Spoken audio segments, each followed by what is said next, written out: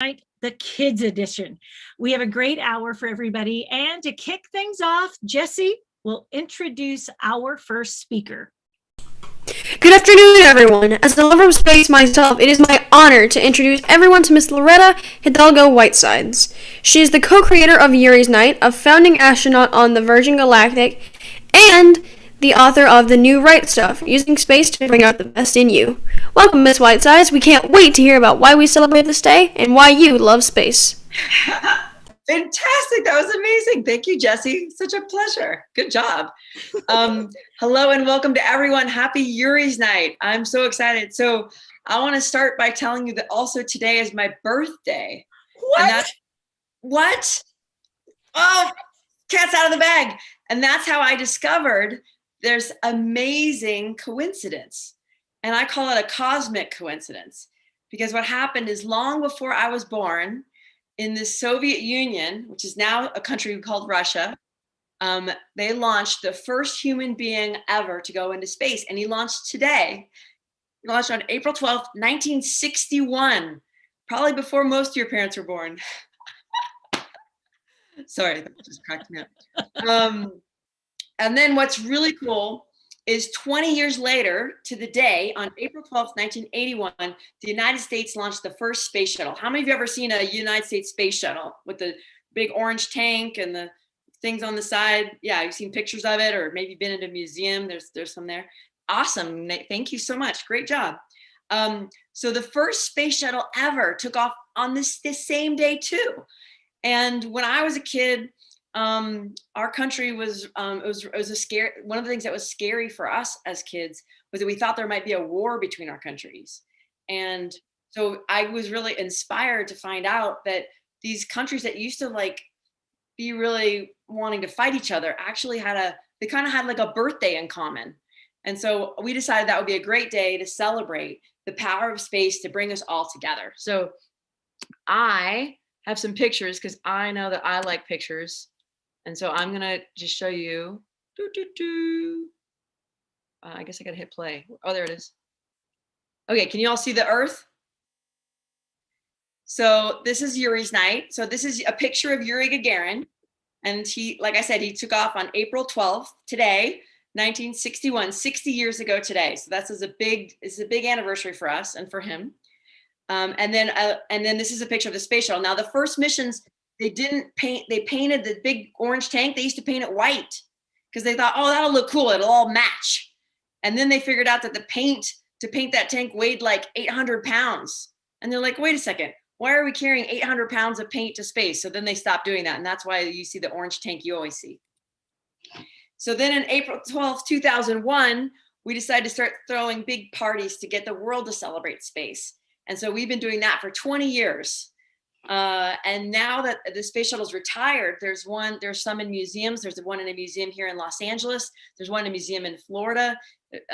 There's a mock-up in Seattle, and there's a mock-up in New York, and another shuttle in DC. So we try to hold events at all these locations to give people locally a chance to celebrate space in a really cool environment. And this is Buzz Aldrin. Does anyone know who Buzz Aldrin is? Raise your hand if you know who Buzz Aldrin is. Oh, yeah, Jesse does, of course. Thank you. Good job, Bree. So Buzz Aldrin was on the first mission to go to the moon. So in 1969, we sent the first mission. We've sent six missions have landed on the moon. Each of them had 2 astronauts that could do moonwalks, if you've ever seen them bouncing along the moon. And all 12 of them were men, and all 12 of them were from the United States. And so we're really excited to get to go back and send the first woman, maybe send someone from another country. So there's exciting things that are going to happen in your lifetime. During COVID, just like you had to move all your school online, we had to move our party online. And we had Bill Nye, the Science Guy, come on as a guest last year and this year. Ryan Kobrick got to introduce him on our webcast on Saturday night. So that was kind of fun stuff we get to do with Yuri's Night now. And what I wanted to share with you today is that one of my other favorite things for Yuri's Night Kids is that there's a TV show called Miles from Tomorrowland. Has anyone ever seen an episode of Miles from Tomorrowland? Awesome, that's great. So if you have Disney Plus, you can watch it right now. Today, you could celebrate Yuri's Night also by watching, there's a whole episode on Miles from Tomorrowland all about Yuri's Night, and where Miles and his sister Loretta. Yeah, did you notice that Miles' sister is named Loretta? Isn't that the coolest? I love that. I'm biased. And you can watch Miles from Tomorrowland Yuri's Night episode to celebrate Yuri's Night. So I'm going to stop sharing there. And thank you so much for celebrating Yuri's Night with us. And we say it's a holiday that we want to be that we think will still be relevant 10,000 years in the future. So now imagine in 10,000 years, we don't even know if there'd be a United States. We might have people living, orbiting other stars besides our star, besides just the sun. And so like, what, this could be something that still ties us all together, is looking back and remembering when the first human left our home planet, our spaceship Earth. So thanks for celebrating with us this year. Fantastic. Nusaba, I believe you've got a question. Can you unmute? Okay, unmute. It's unmute. Wait, when did you realize when you're going to be astronaut? Well, I've wanted to go into space since I was about 6 years old. I can remember in kindergarten being like, that's what I want to do. I was clear. In fact, I even have the book on my, that's so great. I didn't realize this. I have this book called Our Universe on my bookshelf right here. And that's the book at my aunt's house was on the coffee table. And as kids, we would look at this book and we would just get so excited, dream about going to the planets. And then I bought my ticket to go to space in 2005. So for 15 years, I've been knowing that I was going to go to space. All right. Does anybody, Brian, do you want to ask that next question for us? Yeah, I have a question. Thank you so much for sharing about Yuri Gagarin. Do more people know about the history of space flight because of Yuri's Night? Yes, absolutely. So that's what's been fun, is because we make it really fun and interesting, and we include art and music and really make it interesting and fun. People learned a lot about history, because we weren't alive then. So it's not usually taught in schools. So it's been a fun way to share people, and most even space people don't even know about the cosmic coincidence. So that's been fun too, is having this opportunity to talk about history. Good question. Jesse. Does anyone else have any other questions? Where's mine? Okay. Yeah. No, Simone? I see your hand. Go right ahead with your question. What is the age restriction to go to space? Well, Yuri was 26 when he went to space, and I think the youngest person might have been 25 or 26. So that's the current record. If you're going to fly with, say, Virgin Galactic, which is how I'm flying, I think you need to be at least 16. You need to be 18, because you have to be able to sign the waiver saying, I understand that this is risky and I'm willing to make that choice. Kind of like if you're jumping out of an airplane or going and skiing out of a helicopter or something. So right now it's 18, and I know that in your lifetime, that's going to change too. And it'll be open to even younger people to get to go. And Jessica.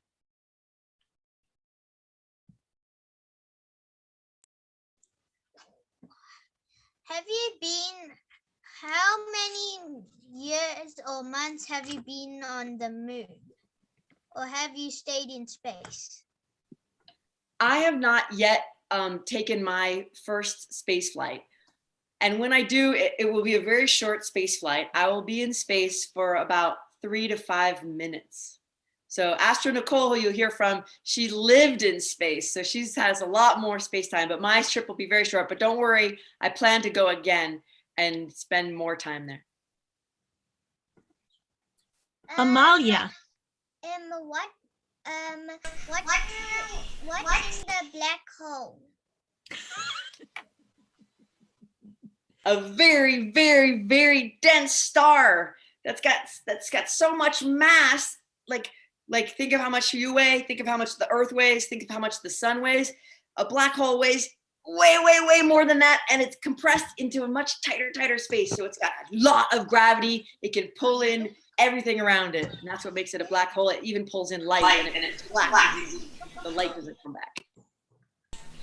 And I believe Amalia had a question. Amalia. Sorry. I'll go with that. What happens when you need to sneeze and you're in your suit and then like you sneeze and then it goes like onto your shield, but then you can't wipe it off with your hand because it's like on the inside? What do you?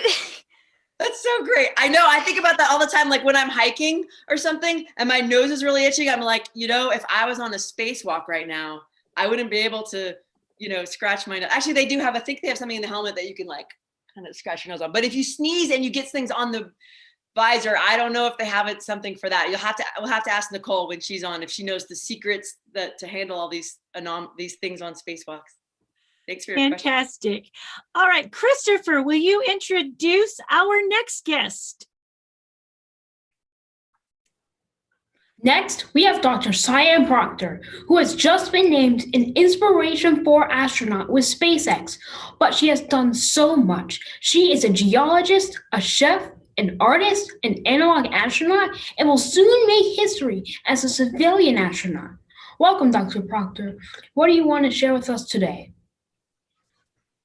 Hi, everyone. It's such a pleasure to be here celebrating Yuri's night and Loretta's birthday. Happy birthday, Loretta.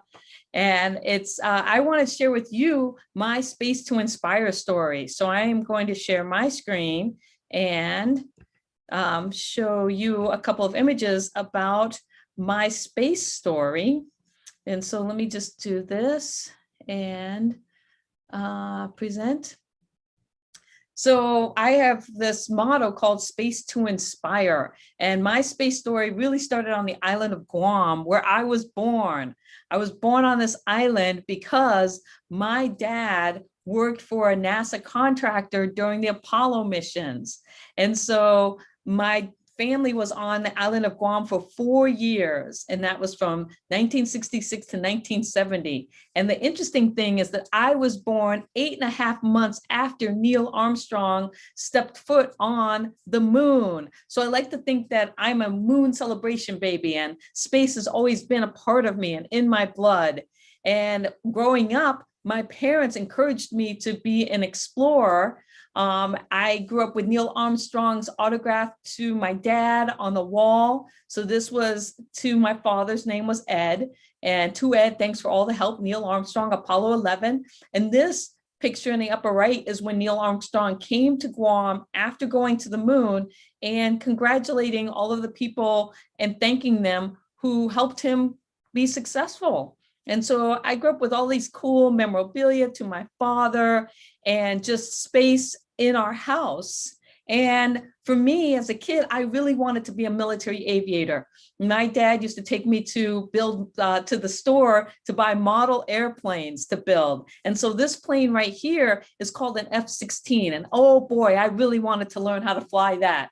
And then I wanted to become a shuttle commander and pilot, because when I was your age, I used to watch the shuttle take off, and it was just this magical thing to see that happening. But then a couple of things happened, and I wasn't going to be a military aviator, and then I wasn't going to be following that pursuit anymore. And so my idea of like being a astronaut kind of went away when I was about 16 or 17. But that didn't stop me from becoming a scientist. What I did was I went off and I got my degrees in environmental science, geology, and science education, because I really wanted to go out and explore our world and become a geo explorer. And then I got my job as a college professor. And so I've been teaching at a community college in Phoenix for over 20 years. And during that time, I have been a geo explorer. I've gotten scuba certified. I've gotten my pilot's license, and I've traveled around the world. Some of you might recognize what island this is. This is Easter Island. And then I thought, oh, wouldn't it be great to be an astronaut? A friend of mine sent me a notice saying NASA's looking for astronauts, you should apply. So I'm going to stop sharing my screen for a minute, and I'm going to ask you out there that are watching, are you an A, B, or C? Which one are you? So let me just stop sharing my screen for a minute, and I'm going to put the view on gallery. So who are my A's? Want to be an astronaut? Raise your hands. Yeah, thumbs up to those A's. How many of you are like, well, does it pay well? We can ask Nicole that. Does it pay well to go to space? Who's my like, yeah, all right. I see a couple of you are like, yeah. And then who are my, well, I kind of like being here on Earth. It's good. I like hanging out here. Oh, I see a couple of people that are like, yeah, I like being here on Earth.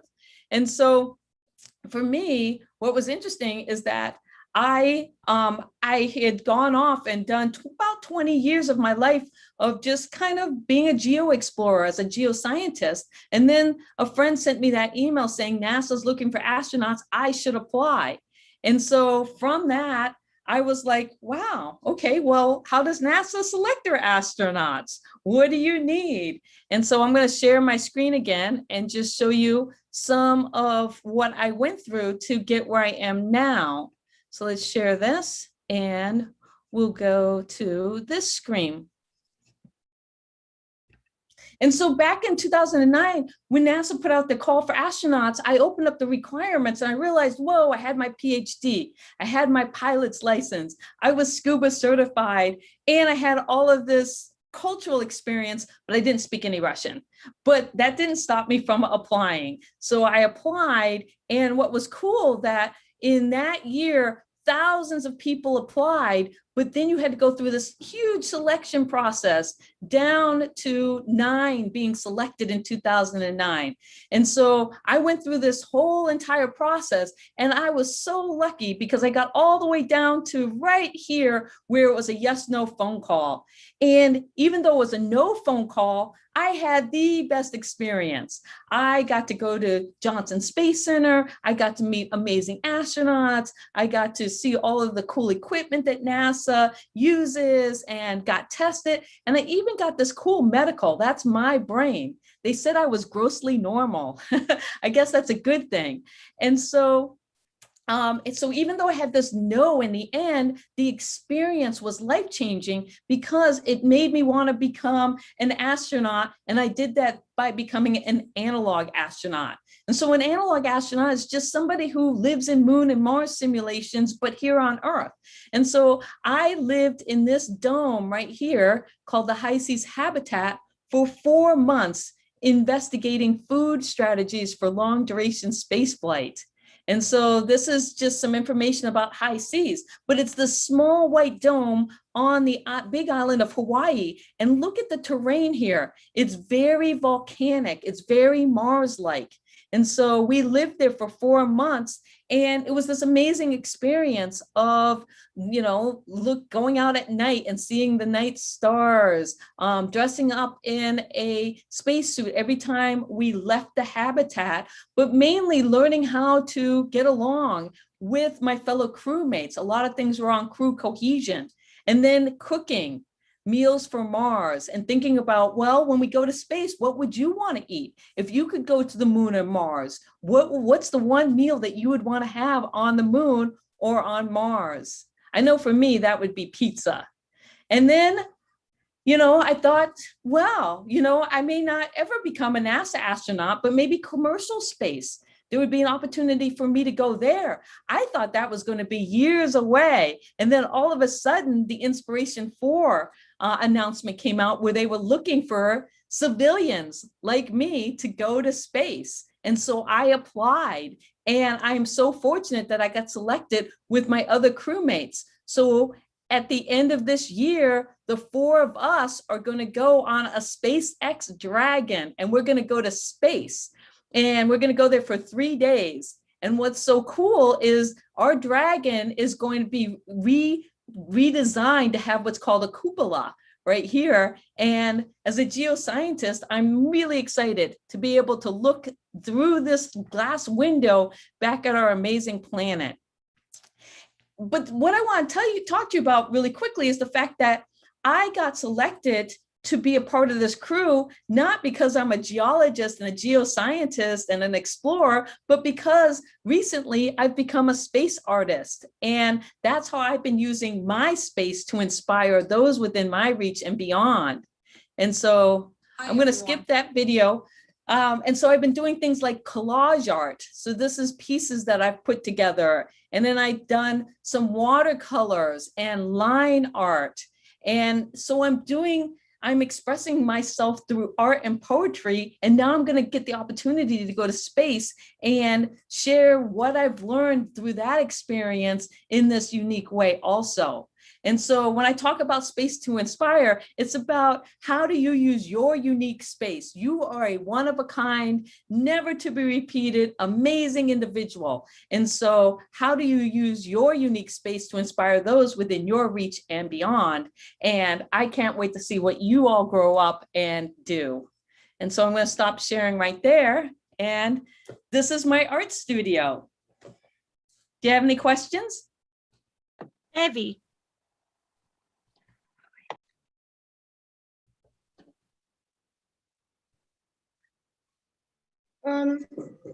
So I want to be like you when I grow up. I really like rocks and minerals and geology. I want to be an astronaut and study the rocks on Mars. So what's some advice you could give to me?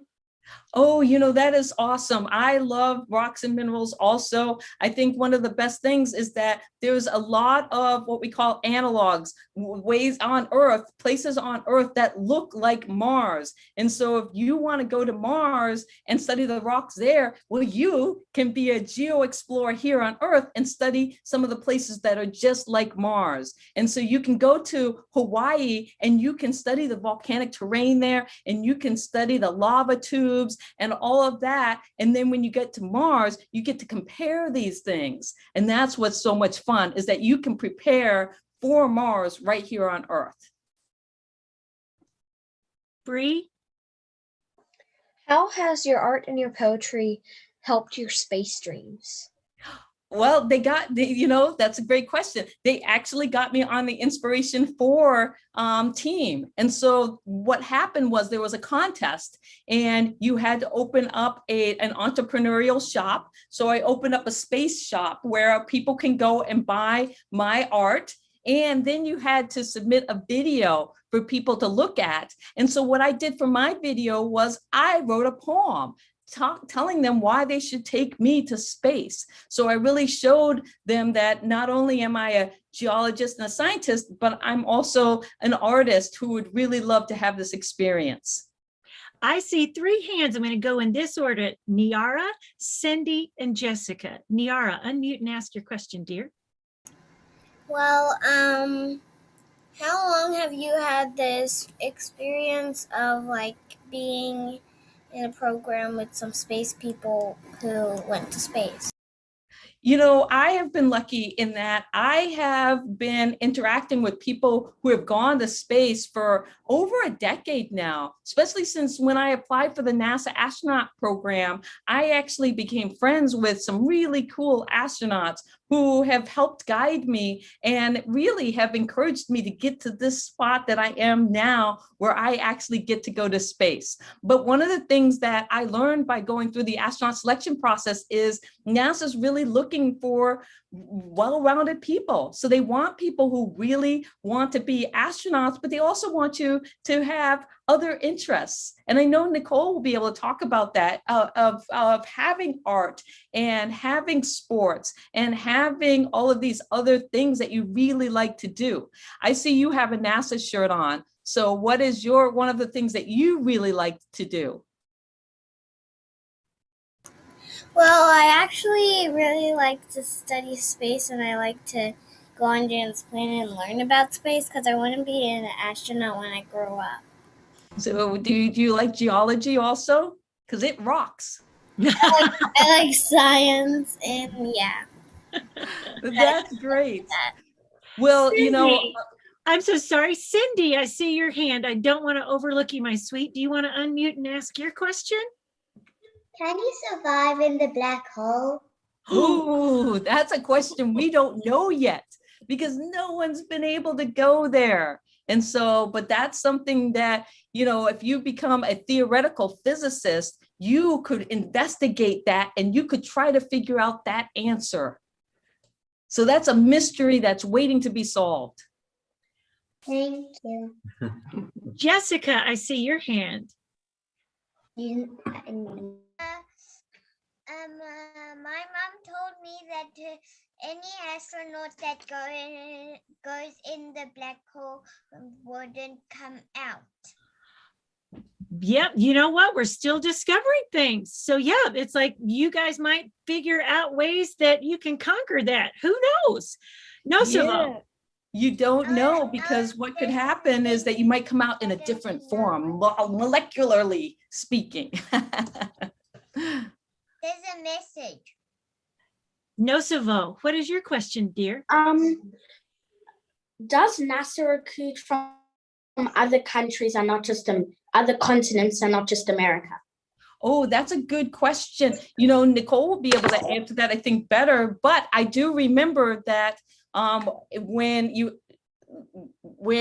I went through the selection process, we had a good friend of mine was from Ghana, grew up in Africa, and came to the United States, became a US citizen, and then was a finalist in the astronaut program with me.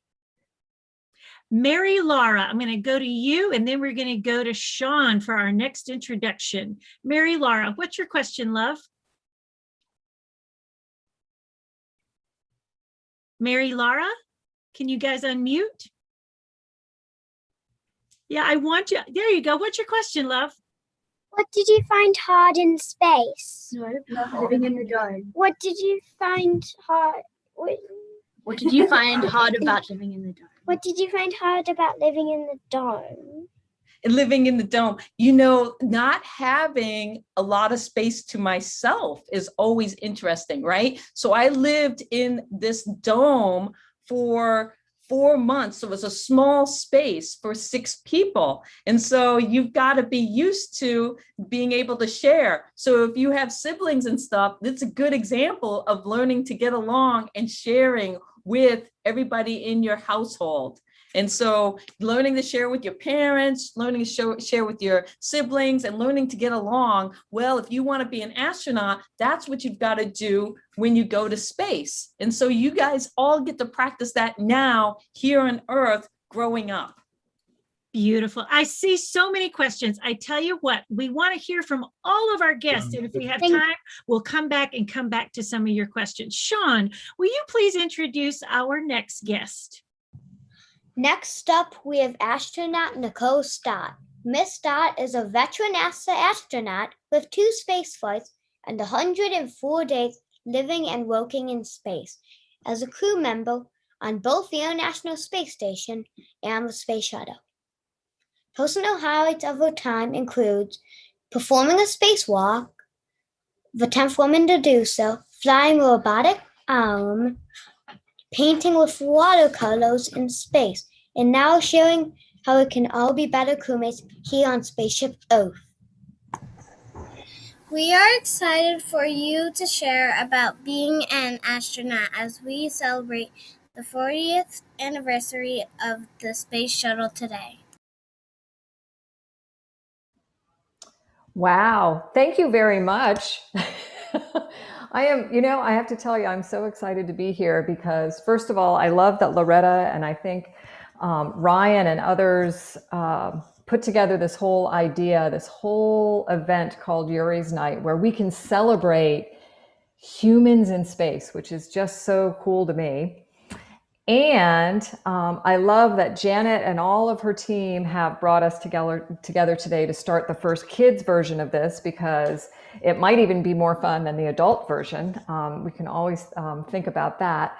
And I love that I am here with people that I already know and that have shared some of their stories. I'm going to go ahead and share my screen. Let's see, unmute myself. There we go, share. So could you guys hear me before? Okay, All right. Yeah. It sounded like it was giving me a little message that I was muted. So I wanted to make sure that I was talking to someone and not just myself like I do a lot. Well, I'm gonna continue a little bit on a theme that Dr. Proctor brought up, which I think is so wonderful. This idea of being a well-rounded earthling, of paying attention to all the things that you enjoy and the kinds of opportunities that can open up for you if you do that. And today, as Loretta and others have mentioned, we're celebrating the 60th anniversary of that first human, Yuri Gagarin, to go to space 60 years ago. I mean, for as long as I've been alive, and sometimes I hate to say that, I mean, not quite 60, but almost there. And 40 years of that really wonderful space shuttle.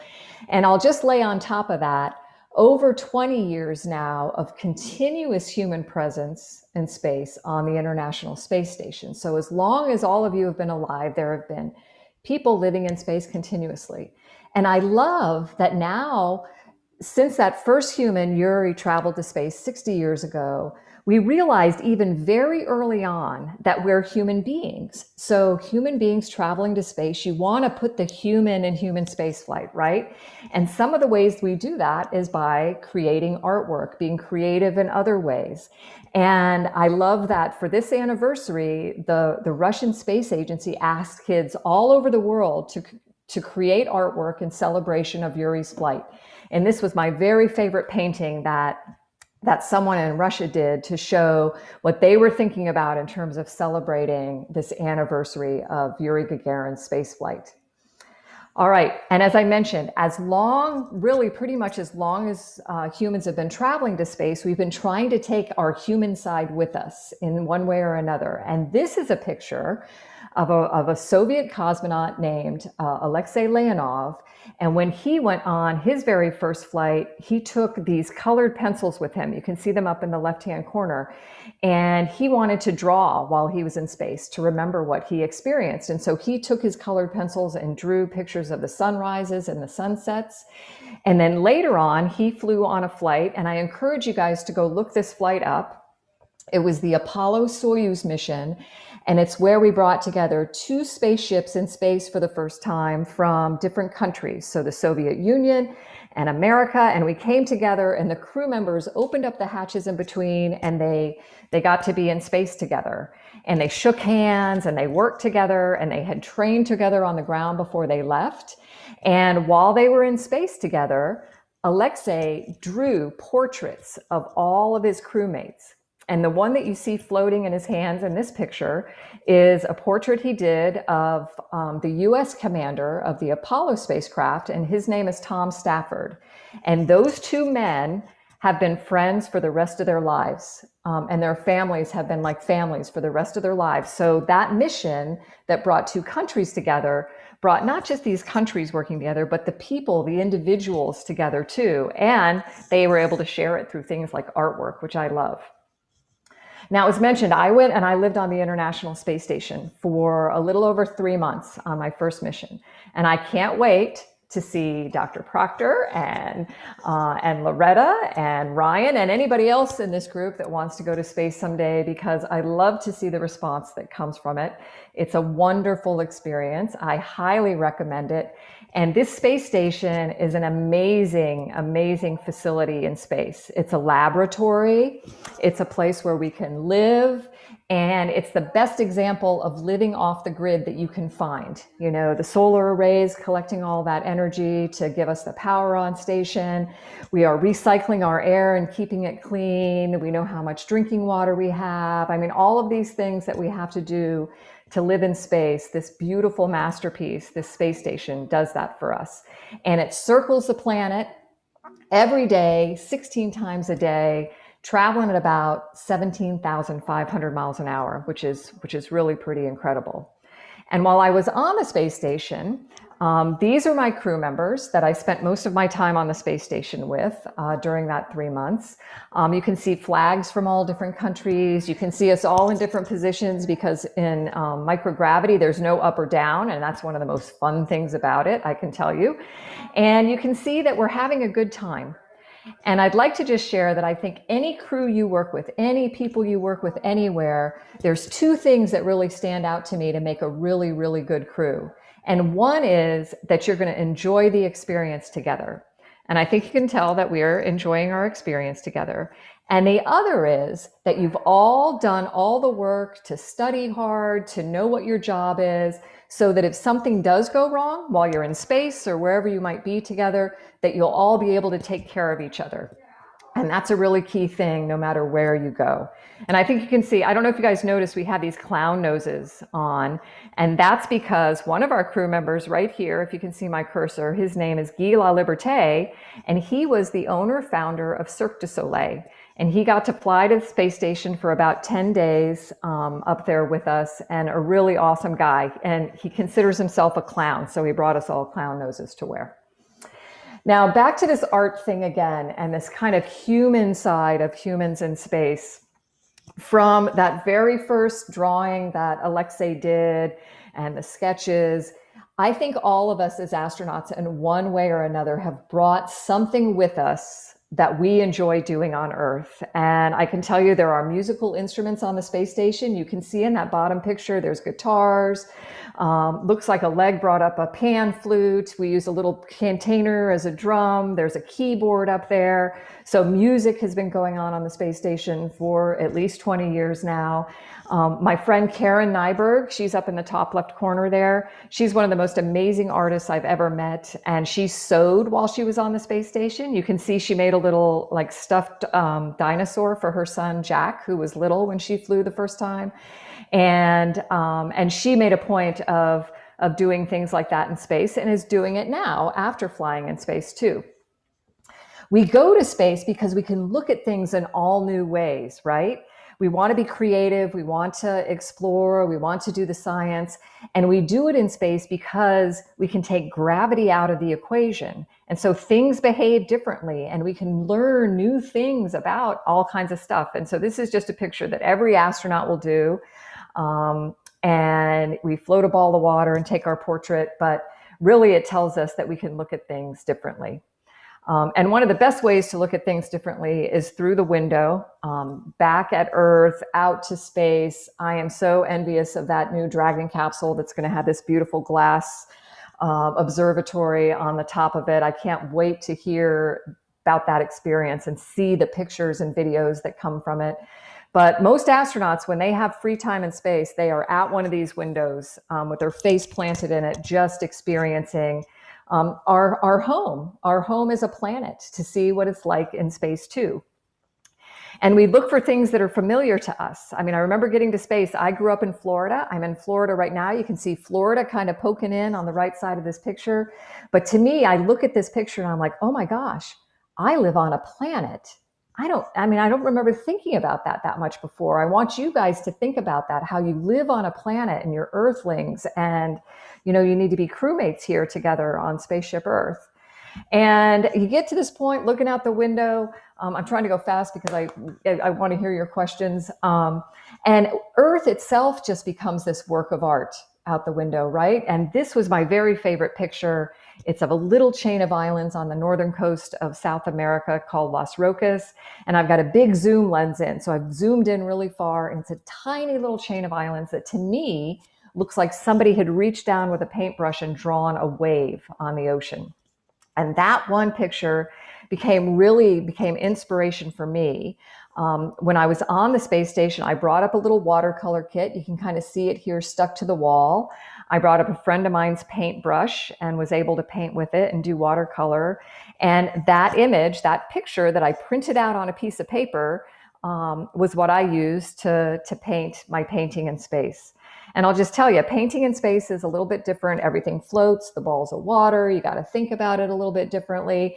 And of course, you can't just sit in the window and paint what you see out the window, because at 5 miles a second, everything is gone before you could get your paintbrush to the paper. And then I've been really fortunate that I've been able to bring together, since retiring from NASA, to bring together my love of art, my love of space, and my love of working with kids and creating these really cool art spacesuits to send up to the station and bring kids together that way around the world.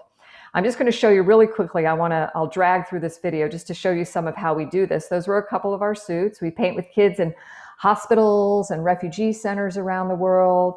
They create their individual pieces of artwork, and then we collect them. And our spacesuit company, ILC Dover, that makes our real spacesuits in space, they volunteered and they sewed together all these pieces of art into these really colorful spacesuits.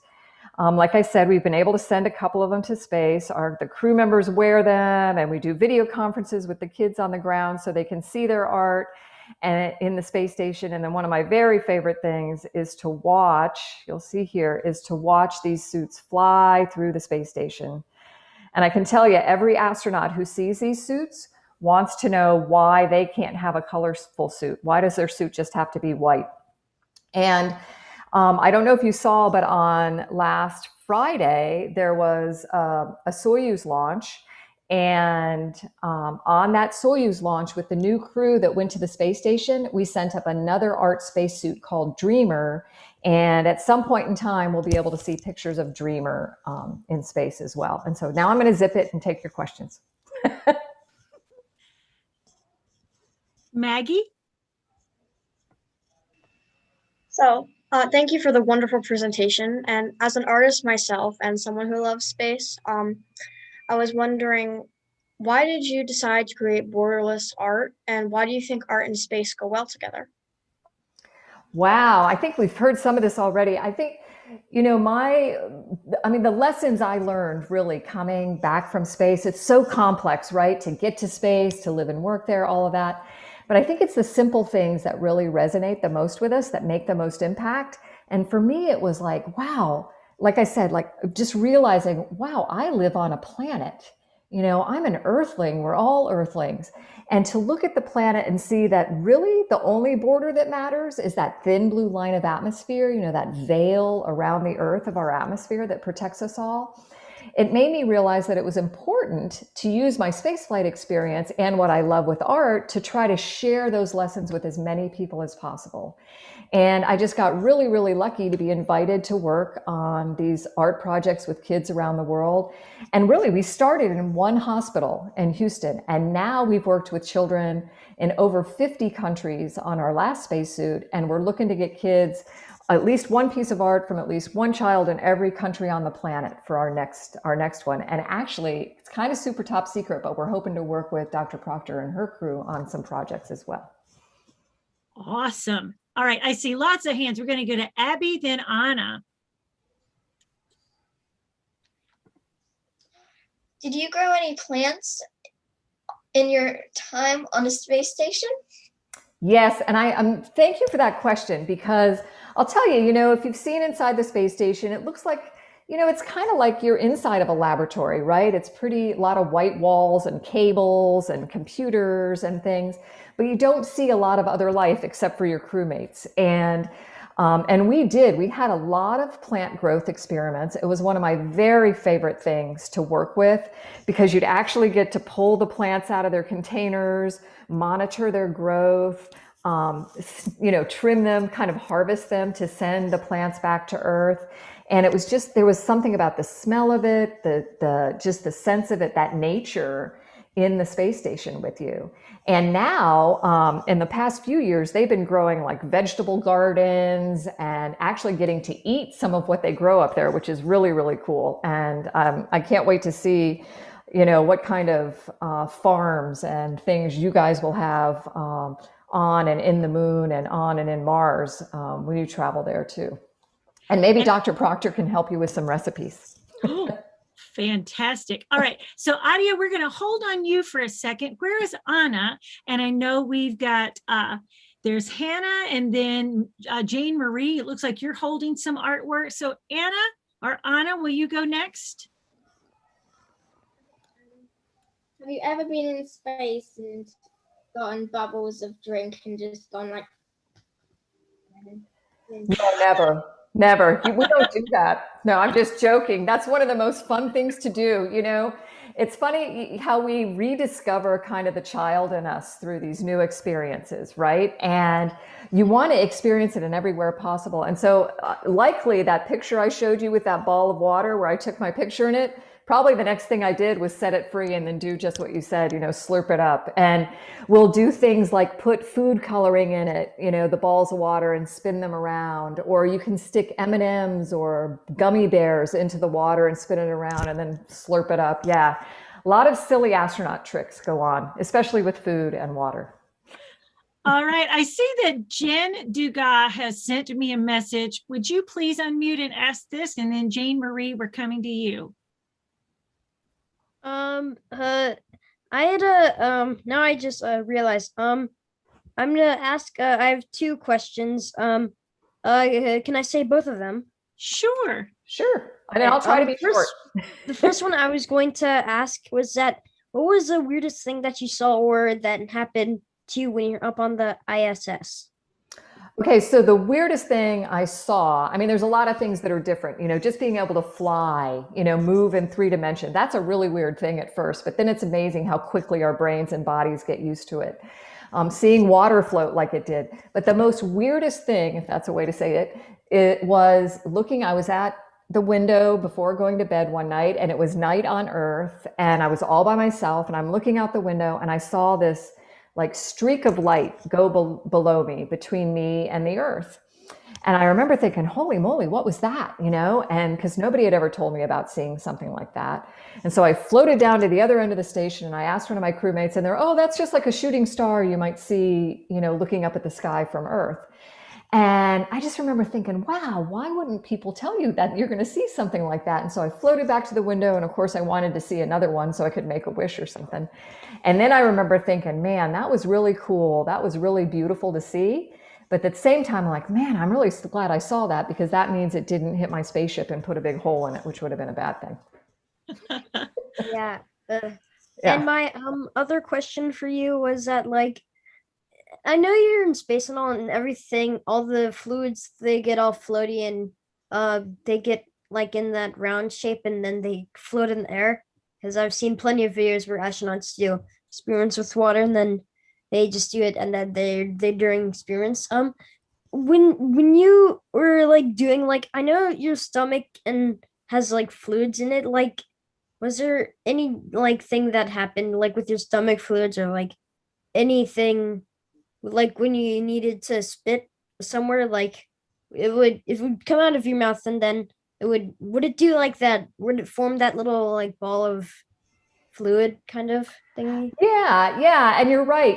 Fluids move and shift and do things different in your body too. So when we first get to space and we're in that microgravity environment, it's like all of your fluids kind of shift up from the lower part of your body up towards your head, which give this nice lift, and it fills you all out. Like all the lines on my face filled out. I looked like I was about 10 years younger, which was really nice.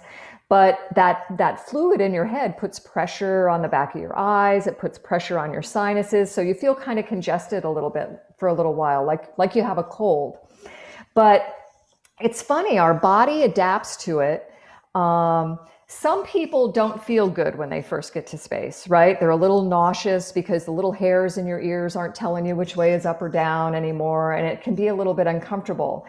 And when people do get sick, you kind of want to be ready for it, because you could have a bag, ready for it to go in. But anything that would escape from you, regardless of what it is going to escape. If it's a fluid, it's going to escape, as balls, spheres, splatter. But it's going to float and just go everywhere versus drop into the floor so you can clean it up. So you want to have that bag right there with you. I want to get to 2 more than Adia. It's like Jane Marie and Rael. You guys have been very patient, and so many of you have your hands up. I promise we're going to try to get to everybody as well as our speakers. Let's go to Jane Marie. It looks like you're holding up some art. What do you have over there, my dear? Oh, what do you have? Well, I have a little monster in space holding a balloon. We do it. Me and my mom do it together, and there's a shooting star. Love it. Love it. Did you do your shirt too? No. No, but that's very nice too. And the art behind you, all very nice. I love it. Yeah. Ask your question. Rael, what is your question, love? How long has a person been on space? Longest time. Longest time. Wow, I think, and somebody correct me, I mean, Ryan or somebody, you guys might know this better than me. I know that the longest for one person was like 500 days, like over a year at least, was a Russian or a Soviet cosmonaut that had that much time on one flight. But there have been people who've done multiple, like 6-month missions. And so they have lots of time in space. But I think, I don't know, somebody else can look that. I'm not good with those numbers, but I know it was more than a year for one person. Adia, we're going to come to you, and then Niara, you will introduce our friend Eddie. So Adia, what is your question, love? I have 2 questions for you, Miss Nicole. My first question is, my dream is to become an astronaut. What advice would you give to aspiring astronauts like me? My second question is, what is your favorite part of being an astronaut? Thank you. Wow, what to do to be an astronaut? I will echo what Dr. Proctor and Loretta have said earlier. There's and follow on to that, in that, you know, there's really something special about paying attention to what you enjoy, what you're most curious about, right? And wanting to learn more about that. Because as you get older, you'll figure out different things about that you're even more curious about. And you'll meet people that will lift you up and help you learn more and discover things. I think that's the most important thing, is to really let that love you have guide you, whether that's what you pick to do at school or the kind of job you want to have.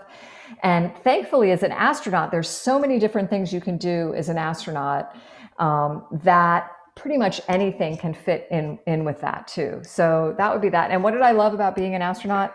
That is like the hardest question, because I loved it all. And in the end, for sure, the flight in space was, you know, a wonderful part of it. But I think this opportunity to work with people all over the world, people from countries that I never thought I'd ever maybe visit, even in my lifetime, to know that I'm friends and consider them like family, and that we'll take what we did in space and bring that back to Earth in a way that really makes life better for everyone here. I think that's my favorite part. Thank you. Thank you. Love your uniform too. That's awesome. Niara, would you introduce our next guest, my dear?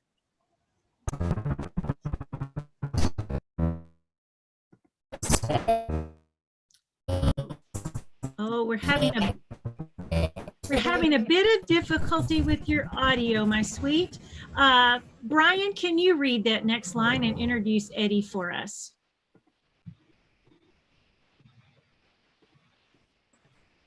Next, next up is Dr. Ryan Kobrick. Oh, we're skipping over. Niara, did your audio get okay? Next, we have Mr. Eddie Gonzalez. He's the Diversity, Equity, and Inclusion Lead, and he's also worked in education and STEM outreach for NASA. And we all want to know, Eddie, why you celebrate Yuri and how people of all backgrounds can be involved in space exploration. Thank you. First of all, thank you so much for having me here. I am so excited. So I want to say happy birthday to Loretta. Got to do that. And I'm so excited about Dr. Proctor going into space. I feel like I won something. I was on a panel with her last year, and obviously my mom watched that. And when she found out that Dr. Proctor was going to go into space, she called me and said, wow, you were on a panel with an astronaut. That's really cool. So I'm super excited about that. So my position at NASA is a little different. I'm not an astronaut. And I want to explain to you first why I went to NASA. When I was 5 years old, my dad asked me to watch something that was going on TV. It was the astronauts from Apollo 13, and they were going to the moon. But unfortunately, they had a little bit of a problem. And unfortunately, they weren't going to make it to the moon and possibly not make it back to Earth. But there was a flight director by the name of Gene Kranz and the wonderful team that he had at NASA that solved all of the problems and got the astronauts safely home. And the cool thing about that too, as we were talking about anniversaries at the beginning, this is an anniversary for Apollo 13 as well. It launched April 11th, 1970, and it concluded on April 17th. But for me, I didn't necessarily want to be an astronaut. Planet Earth is my favorite planet, and I want to stay here. But I wanted to solve problems and help people, which is what I do here at NASA. So with my title, Diversity, Equity, and Inclusion, I want to make sure that whoever does come to NASA and wants to work there, that they feel equal and that they feel included. And I want to make sure with my new position that I have, that we bring a melting pot of people to come that are passionate, that will solve problems differently, and we'll have an even more amazing team in the future. And I'm super excited about that. I wanted to share a story with you that's kind of fun. I know a few astronauts, and one of the astronauts that I know, his name is Leland Melvin, and he went up to space several years ago. Well, I met this person, and she has a son who's now my stepson. And his favorite book is Chasing Space, which Leland Melvin wrote. So for his birthday, Leland FaceTimed on his phone and called my stepson. And when the phone rang, I gave Liam the phone and I said, "It's for you." And he looked at the phone and it was Leland Melvin. And he was so excited that an astronaut was calling him. So that's one of the fun things that I've been able to do with my career, the 20 plus years that I've been here at NASA. I've been fortunate enough to see shuttle launches, to meet amazing astronauts, and to meet other people that have done some amazing things. They mentioned Buzz Aldrin at the beginning of the program. I was able to meet him and other exciting people that have worked for NASA and have done some great, great things. But I want to share something with you that's really, really important, and that's what we study. We study STEAM, science, technology, engineering, arts, and mathematics. And I want to read something to everybody out there that's thinking, well, I don't know if I want to be an engineer or a scientist, and maybe not even an astronaut. Well, let me tell you something. If you're studying STEAM, here's some of the things that you can do for NASA. You can be a thermal engineer, a political advocate, a public relations person, a computer engineer, a medical doctor, a lawyer, a meteorologist, a geologist, an accountant, an astronomer, an artist, a draftsperson, a web page designer, a pilot, a psychologist, an auto mechanic, a carpenter, a biologist, a scuba diver, a custodian. It goes on and on and on. So it's so important to study STEAM and to make sure that you're taking all of the classes that you need to take to be successful. And hopefully you'll come and work for NASA. And again, when I go back to what I do, is I get to meet our next generation of leaders and help them if they have any questions or if they're unsure of themselves. I mentor them and I make sure and keep them motivated and tell them you can do it. And I am super excited to see what our next generation looks like. And when I see all of the different NASA shirts and costumes that I'm looking at here on the screen, I know that our future looks amazingly bright. So thank you so much for having me here. Janet, thank you for inviting me. And I want to turn it back over to you. Thank you. Lucas has a question for you. Lucas. Yes. My question is, what is your favorite thing about working for NASA? The favorite thing for me is what I do. So I get to help people and again, work with students. So every day I don't feel like I'm working. I wake up in the morning excited to see who I get to help today. We've got lots of hands. Hashim, I'm going to wait on you, but I don't think I've called on you. Is it Moteo, Modis? Would you like to unmute? What is your question, love? My question is, have you been to space before? No, I've been on top of some pretty tall buildings, but that's about as close to space as I'm going to get. And as I mentioned, Earth is my favorite planet, so I kind of like it here. Amy, I see you in your costume. What is your question, love? Amy.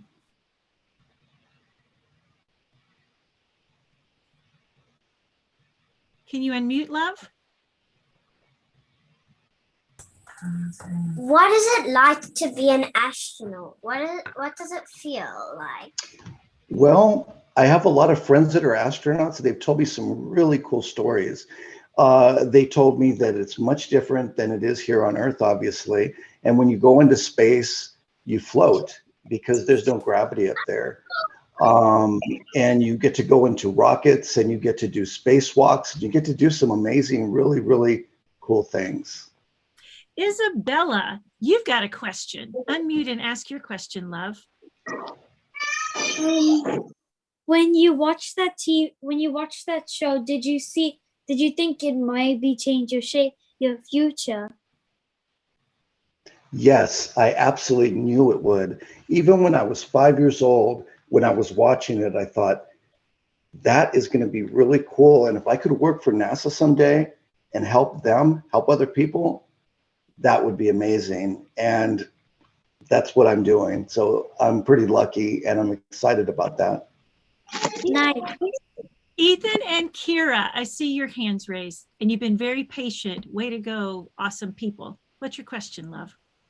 Have you ever helped build a spaceship or be in a spaceship? Say that again. Have you ever helped build a spaceship or been in a spaceship? The closest that I've come to building a spaceship is I helped my grandson build a spaceship out of Legos. Awesome. Jason and Jessica, and then Lizzie, and then we'll introduce our final guest. Jason and Jessica, what's your question, love?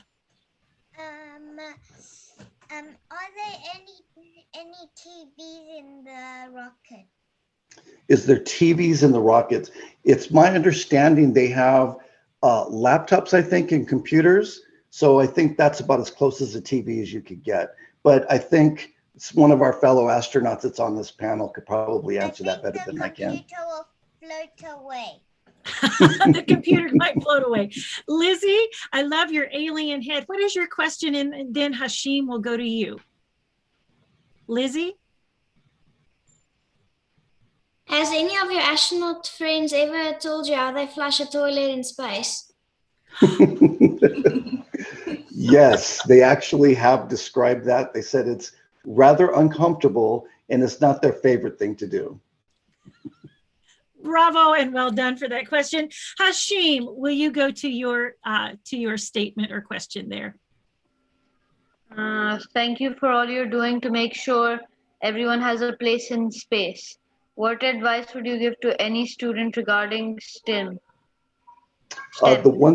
Thank you, is to continue and study STEAM and don't ever let anybody tell you that you can't do something. If you have a dream, follow your dream and you can do it. Thank you so much, Eddie. Brian. And next up is Dr. Ryan Kobrick, who has spoken several times to us in the last year in the Janet's Planet Astronaut Academy. And it's always great to hear from him as both a lunar lander engineer and a spacesuit design expert. Dr. Kobrick, what would you like to share with us today? Thank you for that awesome intro, Brian. I'm really excited to be chatting with everyone. I want to go back to gallery view so I can see everyone, because I think this is the most exciting part, is having all of you participate in these events, these celebrations, this 60th anniversaries of humans in space.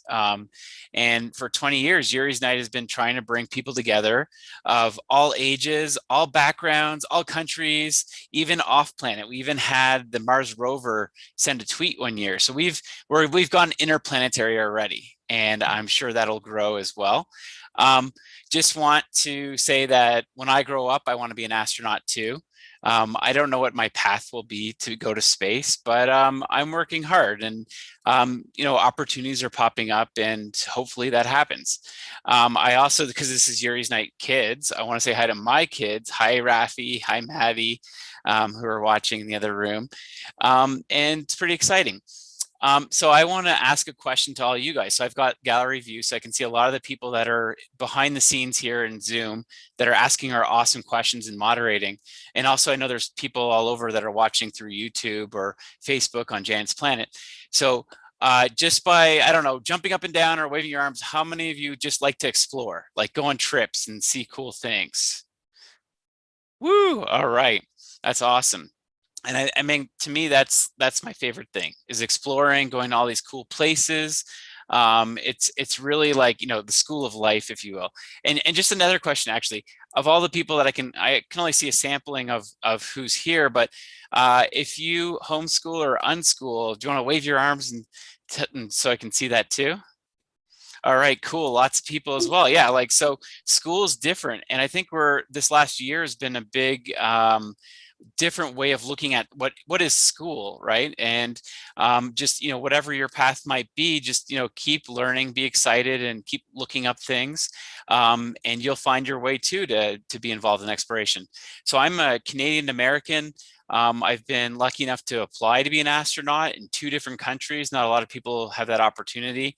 Haven't made it all the way, obviously, and definitely not as far as Sai. And I'm so happy because she's a dear friend, and I'm very excited that she's going to space probably this year. That's just amazing to think about. But what I'm working on, and I've talked to some of you before about some of the things I've done, is the next generation lunar lander, the human landing system. And I'm not going to show you PowerPoint, but all I'm going to do is just share my background, change it to my virtual background. So you might have to like go to speaker view or a different view so you can see this. But behind me is one of the early kind of artist renderings. And so this is, again, where art comes into it, is that they need to take those early design concepts and show the world what they're trying to design. And we're trying to build this right now. So this human landing system with Dynetics as the lead, I work for a company called Paragon, and we're doing the life support. So the life support is what keeps all the people alive and happy, hopefully happy, you know, on board for their mission to the moon. So they're going to be on the moon for just over a week, and we're expecting them to go out the door and in the door a whole bunch of times and collect rock samples, take video, and do all the exciting things that need to be done for science. For me, I, you know, one day would love to live on the moon for a year. I mean, Mars exploration is our ultimate destination, but you know, even now, growing up, and even now, I love looking up at the night sky and staring at the moon. I've always been fascinated by it. And I think that the people who get to live on the moon will get to experience the same thing in reverse, where they get to look up at the sky and see the Earth. And I can't imagine how amazing that would be from their perspective. So I want to share just 2 more quick virtual backgrounds, and I want to go right to Q&A. I love talking to you guys and hearing your questions. So Cyan mentioned analog astronauts. So this is also something I've been heavily involved with, is going to these Mars simulations. And this is a photo that I took up in the Canadian Arctic on Devon Island. That's 75 degrees north. That's almost the top of the planet. And Devon Island is very close to the magnetic North Pole. And I spent 4 months there on a Mars simulation. And that was one of those experiences that really, I guess you could say, motivated me. I learned a lot just from the people that I was with. Nicole and others have mentioned about your crew members, and the family that it creates are just so important. So, you know, the people I was with became my family. I knew some of them before. I knew them well, but I knew them really well after 4 months of living with them inside of a little habitat, similar to the one you saw with Cyan. And I can share one more background. This background is just to kind of bridge things back together as well, is that, you know, art inspires us all. And this is one of those things, one of the paintings that has inspired me my whole life. This is Van Gogh's Starry Night. Just, you know, the colors, the patterns, the swirls, just everything about it, just, you know, it's the right note. And I'm a music lover as well. I played piano as a kid, and I didn't keep playing piano, and I probably should have kept playing piano because that was a lot of fun. But all these things are things that we do. And as an engineer, I spend a lot of time thinking about design, the way things work, and how the mission's going to look like, how the astronaut's going to use all these things. So for me, you know, that's always motivated me. And as an engineer, I try to solve these problems, do math, but at the same time, I try to think of things in terms of, you know, what are other people going to see? What about this is going to inspire them, and how can they participate? And so that's just my my quick overview. I'm going to go back to my non-virtual background here. And you can see behind me is just a whole bunch of things. So this whole bunch of things are things that I've done, you know, just that I've been involved with through my space career. And so they're important to me, and it's important to, like, you know, find your little highlights along the way of your journey and your exploration. So let's hit the questions. I really want to hear from you guys. Nathan, you're first up. What's your question? How close are we to having a human landing system for return to the moon? Yeah, great question. The timeline is aiming for 2024. And I think that all of us want to say, you know, we want it sooner than later, but in the terms of design and actually building these things, getting all the parts to work together, 2024 is a realistic goal. We just need to get the full team behind it. And actually this month, NASA is going to announce who is going to continue working on this contract. And I think once we get that announcement and these companies like fully back in gear, things are going to happen quickly. So definitely in your lifetime and not my lifetime. And I want it to happen as soon as possible. We all want this to happen now, right? We want this right now, but we do have to be patient, and being patient is like one of the biggest things in the space industry. So, but you know, the longer it takes, the sooner it'll be where you can start actually helping us fix the design if there anything goes wrong, right? So, Judah, what's your question? What's your favorite part about being an engineer on this project? Yeah, that's a great question. I love being an engineer, and I think getting to see all the other engineers and what they're working on and how our different systems fit together, I think that's really exciting, because there are some cases where I have no background at all in what they're doing. It's, you know, there's so many different types of engineering. And so hearing from them and what they've accomplished, and they're inventing too. They're creating this. This is, we're trying to make the best possible lunar lander. We're not just trying to take hardware that already exists. We're trying to take that mix of the hardware that exists, that's been proven, and then try to make it even better so that the astronauts can be safe, and that, you know, we want to make sure that we get the most science out of this exploration as well. Thanks. Isabella. And then I see so many hands. We're going to try to get to as many as possible. What's your question? If you're working on a project, can you tell us what the project is? Yeah, so I had shared my screen of the Dynetics Human Landing System. That's the main project. That's where I spend almost all my time, is helping with that. And just to be more specific, my role is to look at the subsystems that are called atmospheric monitoring and fire suppression. So I'm looking at the monitors that are making sure the astronauts are safe and that we have the right percentage of oxygen in the air mixture, making sure that if there's any kind of emergency like smoke, that the smoke detectors are working. And then fire suppression is just, if something does go wrong, what kind of safety equipment do we have, like fire extinguishers and these masks that they put on to help them. And then one thing I'm really excited about is that my background was actually in studying lunar dust. And so I've been heavily involved with all our lunar dust mitigation strategies, which means mitigate means to prevent something from going wrong. So imagine the moon for a moment. It's floating out there. It's in a vacuum. There's no atmosphere. And these little micrometeorites are constantly hitting it over and over. And when those micrometeorites hit the surface of the moon, they actually break the things they hit and shatter them. And because there's no air and there's no water to move it, all the particles on the moon, the really fine dust, is actually as sharp as glass.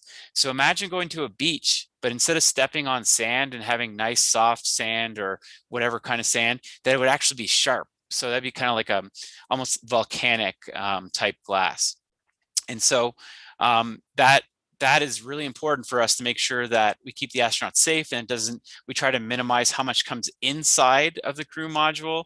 And then if the particles that do come inside, how do we get rid of them? So we have to use like air handling and other techniques to remove them. And so I find that part to be really exciting, even though it's only a smaller part of my role.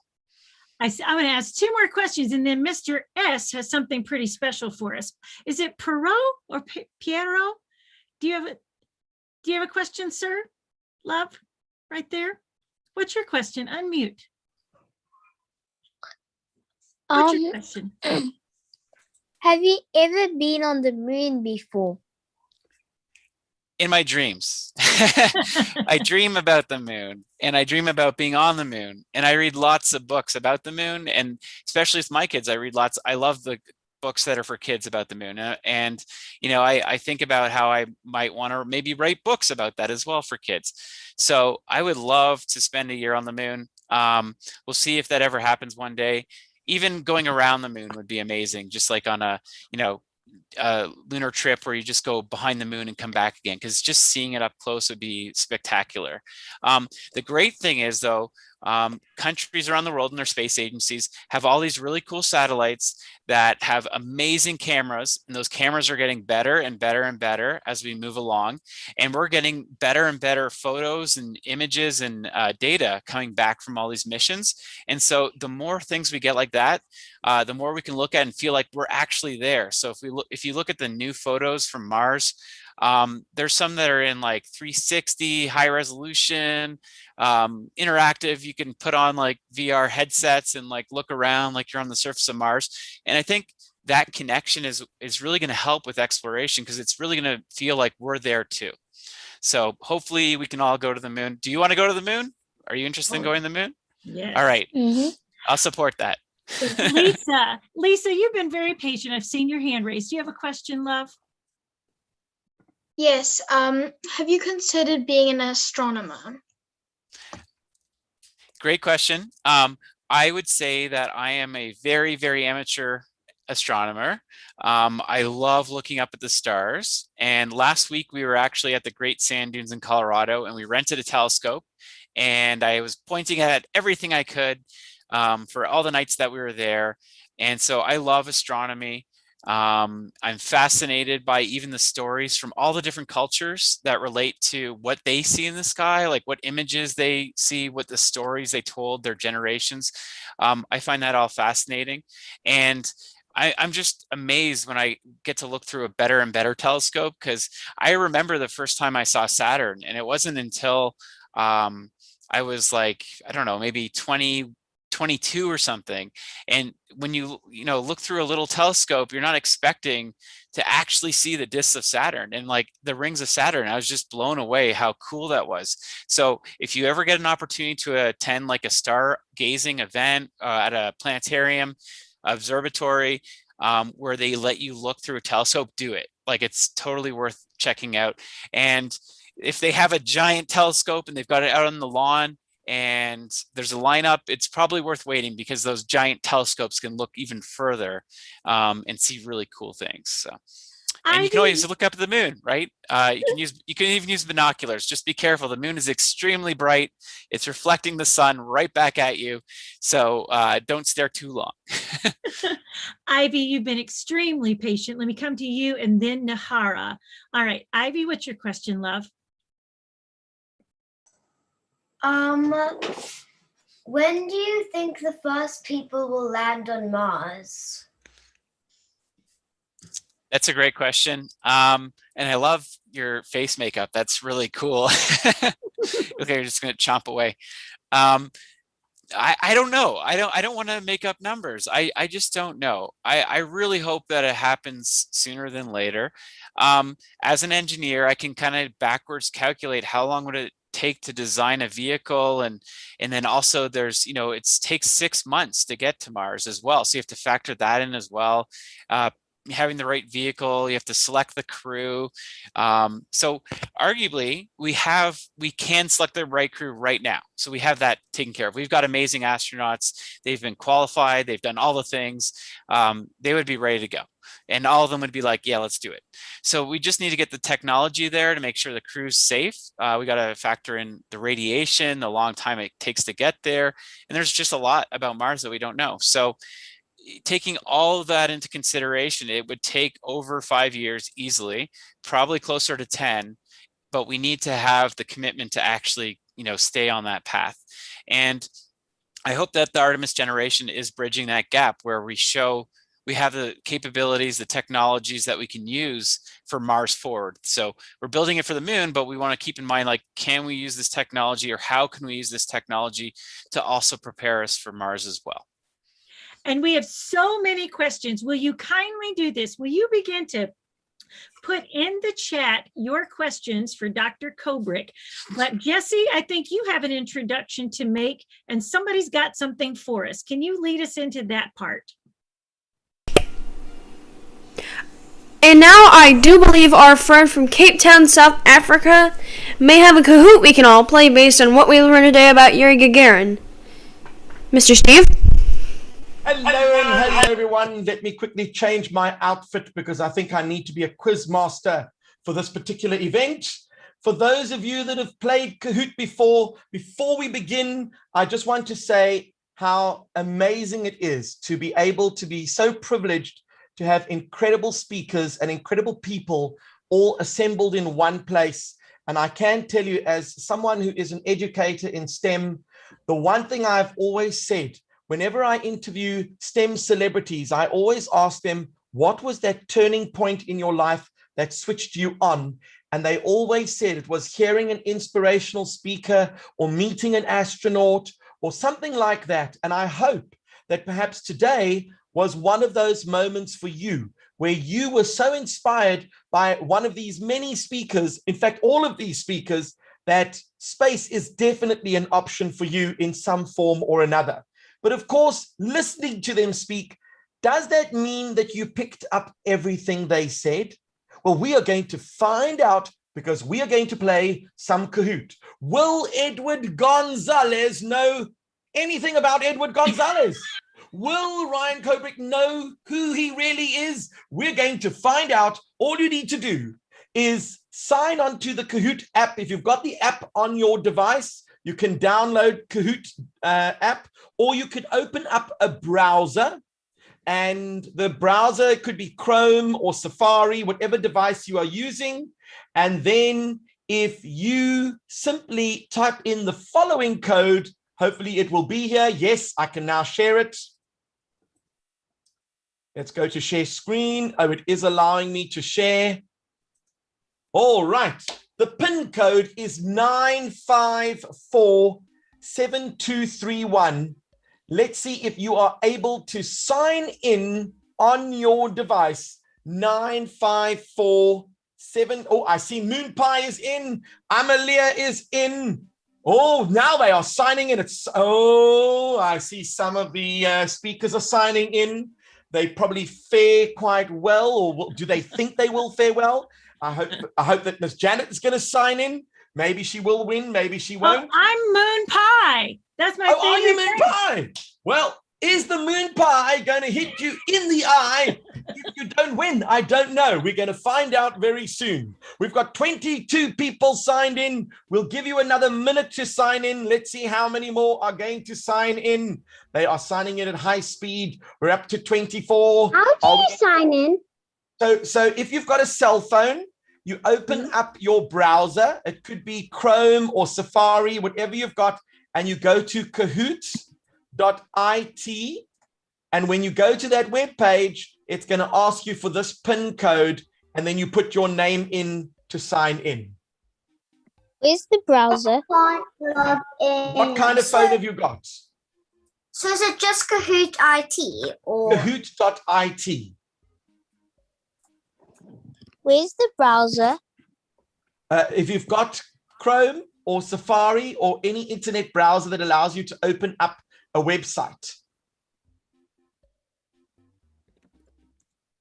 All right, we're going to start in about a minute. I just want to say that if any of you want to join late, the PIN code will be on the bottom of the screen, and a brand new feature that they've just added to Kahoot.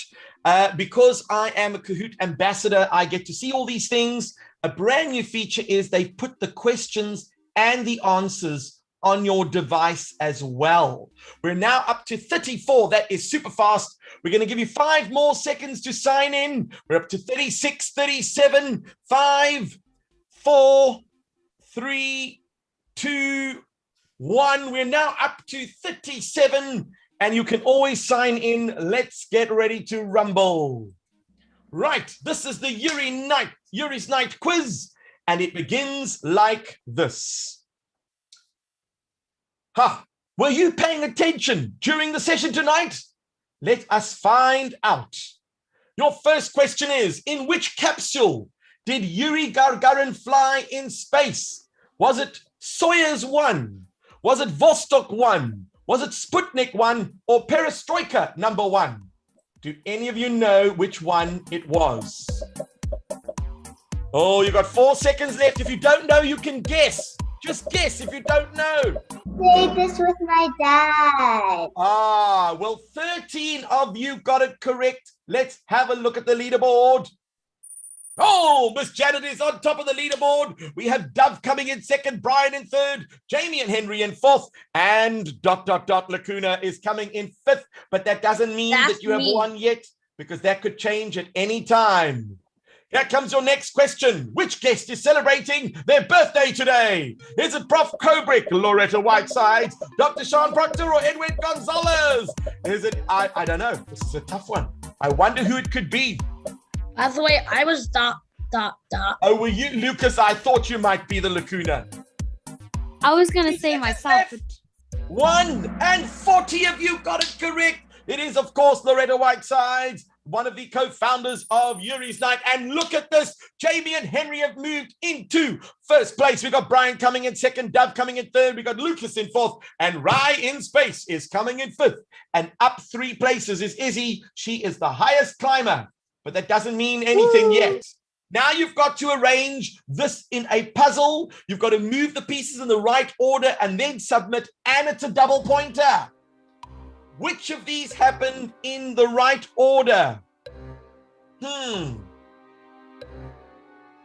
Was it Aldrin, Armstrong, and that was supposed to be Collins, but unfortunately it didn't type correctly there. So not Clins, it should be Collins. Wait, to space or to the moon? Well, I want to know which one happened in order. So did Gagarin fly in Vostok 1 before Aldrin and Armstrong and Collins flew to the moon? I don't know. Did Shepard fly in Freedom 7 before Gagarin? And who was that astronaut Laika? Maybe they flew first. I don't know. Maybe they flew last. 10 seconds to go. Wasn't Laika a dog? Well, we'll find out soon. You are brilliant. Yes, indeed. And 18% of you knew the answer. Laika was a dog, and Laika flew before Gagarin. Then, of course, Gagarin flew, and then the Americans, they got Shepard to fly in Freedom 7, and way after that, we had Aldrin, Armstrong, and Collins fly to the moon. So let's have a look at our leaderboard now. Oh my word, look at that. Ryan in space is now sitting in top place with Mars Goddess in second. We've got Jamie and Henry in third, M to Mars in fourth place, and Isabella is now in fifth. And 3 players have got an answer streak of 3, which means you are scoring bonus points. But I must warn you, the point difference is so small that one wrong answer could change the entire leaderboard. Let's have a look at the next question. Miss Loretta Hidalgo Whitesides is the co-founder for Yuri's Night. It is sometimes also called the World Space Party, Space Celebrations, the anniversary of Vostok, or Loretta's Night. Which one of those things could it be? 4 7 2 3 1 9 5 4 7 2 3 1 9 9 5 4 7. There we go. And it looks like 25 of you knew that it was also known as the World Space Party. And look at this. Isabella has now moved all the way up to 4th place, and Mary Contrary has moved to 5th place. But that doesn't mean anything yet, because Maggie has hit an answer streak of 3, and that could change at any moment. Here comes your halfway mark. Dr. Proctor has been selected to fly to space on which mission later this year? Is it SN15? Is it Perseverance X, Starhopper, or Crew Dragon Mission Inspiration 4? Which one is it? 5 seconds left.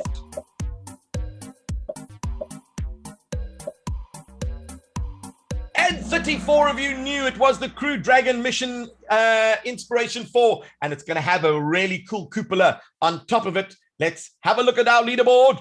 Oh, look at that. The same 5 are there. They've scored a few more points, but some of them are getting closer to the others. And Mars Goddess has got an answer streak of 5 correct in a row. This is getting very tight. Now you're going to have to type in a word. How do you spell Yuri?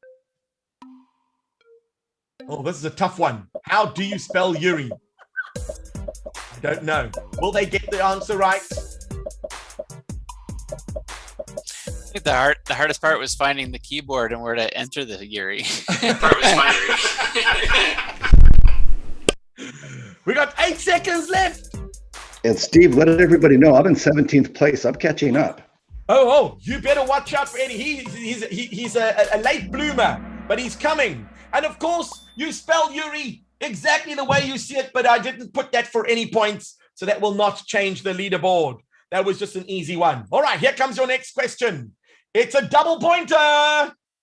Astronaut Nicole Stott flew on which 2 shuttles? Oh, did she fly on Challenger and Columbia, Discovery and Columbia, Atlantis and Discovery, or Challenger and Atlantis?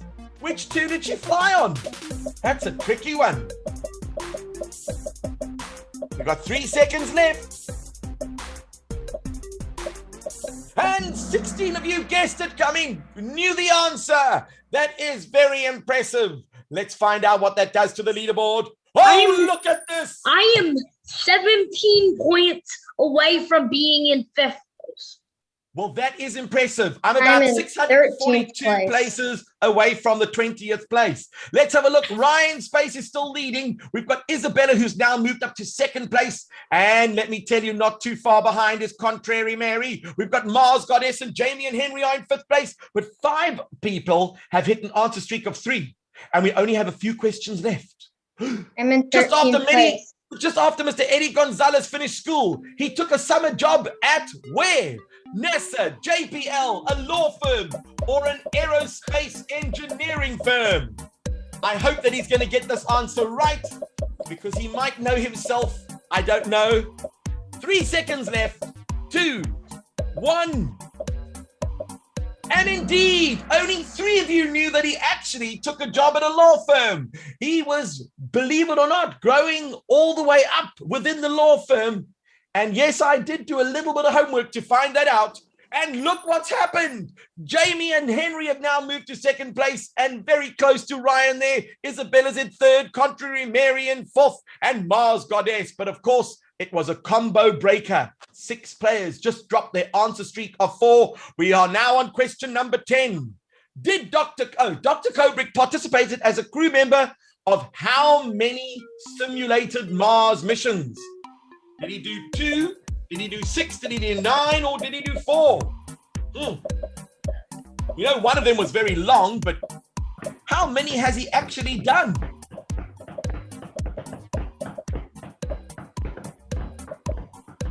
And is that correct? Oh, come on. I believe it is correct. So that means only 8 of you got that correct. Let's have a look at our leaderboard. Oh, Ryan in space definitely knows what's going on here. Ryan is killing it. He is doing quite well. You know, you should stick to your day job. All right. Which of these astronauts is Yuri Gagarin?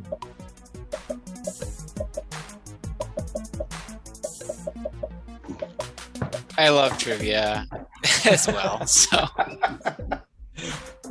well, this is good. And 39 answers came in. And it turns out 18 of you knew that this was indeed. If you have a look over here, this was Neil Armstrong. This was Valentina, the first woman in space. And of course, this is, I can't see who it is, but it's one of the SpaceX astronauts. Could it be Bob or Doug? I think it was Doug. I'm not sure. And let's have a look now. We've got one more question after this. It is very close at the moment. Ryan, Jamie and Henry, Isabella, Contrary Mary, and Mars Goddess. Let's see if you've got what it takes. And I believe it's a double pointer. Yes. Yuri's night is about commemorating milestones in space exploration, celebrating Yuri Gagarin's birthday, finding an excuse to party, or celebrating the first flight on the 12th of May. Which one of those is the correct answer? You've got 10 seconds.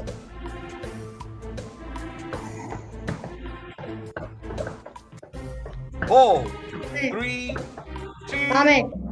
Wow. And 17 of you knew that it was commemorating milestones in space. There were several milestones.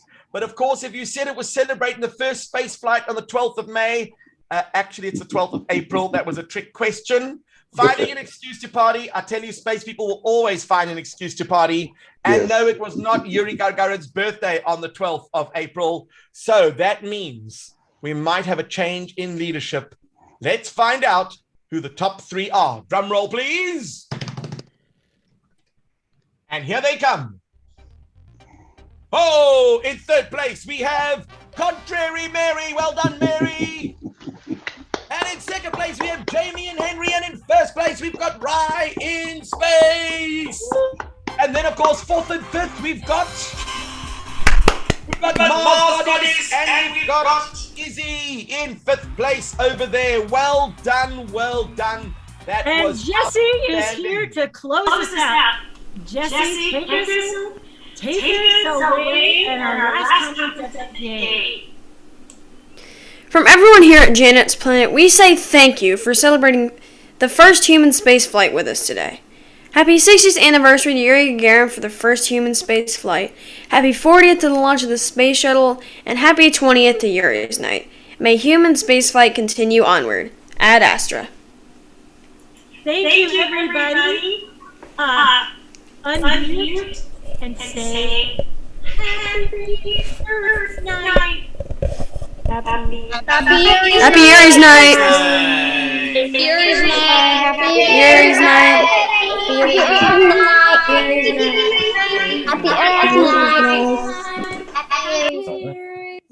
Happy Yuri's night. Happy Yuri's night. Happy Yuri's night. Happy Yuri's night. Bye. Happy Yuri's night. Happy Yuri's night. And remember, kids, you